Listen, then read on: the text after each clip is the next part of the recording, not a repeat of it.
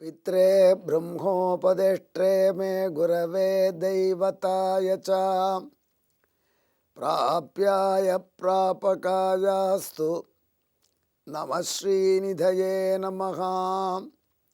அன்புள்ள விஜய் தொலைக்காட்சி நேயர்களே, உங்கள் அனைவருக்கும் என்னுடைய வணக்கங்கள் மற்றும் இதயம் கனிந்த இனிய நல்வாழ்த்துக்கள். லக்ஷ்மி தேவியின் சகஸ்ரநாமத்திலே நாம் இப்பொழுது 585வது திருநாமத்தின் பொருளை அனுபவிக்கப் போகிறோம்.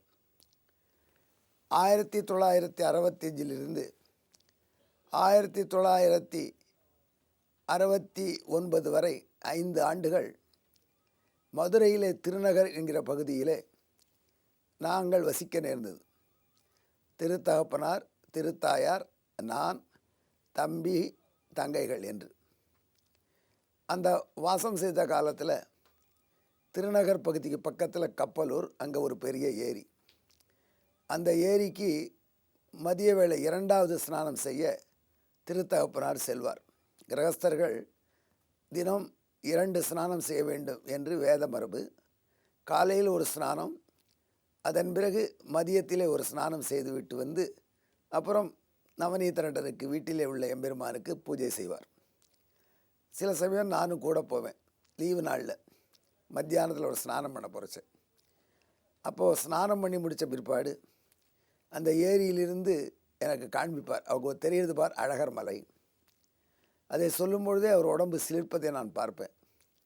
ஒரு நாளைக்கு சொன்னார், இந்த அழகர் மலைன்னு சொன்ன உடனே அழகர் நெஞ்சில் வந்து குடி புகுந்துடுறார்.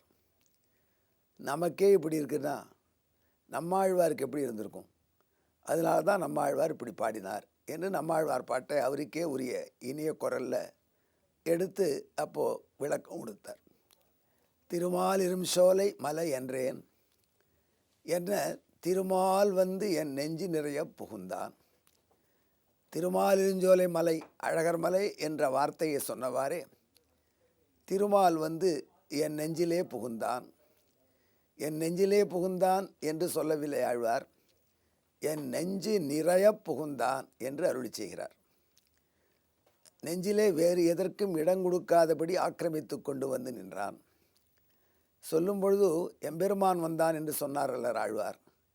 திருமால், திருவிடம் பெரிய ஆசையை உடைய பெருமான், அவன் வந்து என் நெஞ்சு நிறைய புகுந்தான், நெஞ்சில் வேறு எதற்கும் இடம் கொடுக்கக்கூடாது என்று.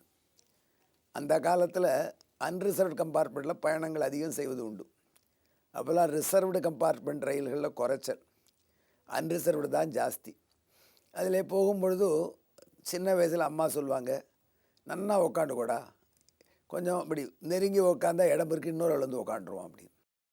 அந்த சீட்டு முழுக்க நாமே ஆக்குபை பண்ணினா வேறு யாருக்கும் இடம் இல்லாதபடி ஆனந்தமாக போகலாம் என்கிற ஒரு எண்ணம். அதே போல் எம்பெருமான் ஆழ்வாருடைய நெஞ்சில் ஆக்கிரமித்து வேறு எதற்கு இடம் கொடுக்காதபடி வீற்றிருந்தான். இப்படி எம்பெருமானை வீற்றிருக்கச் செய்வது திரு.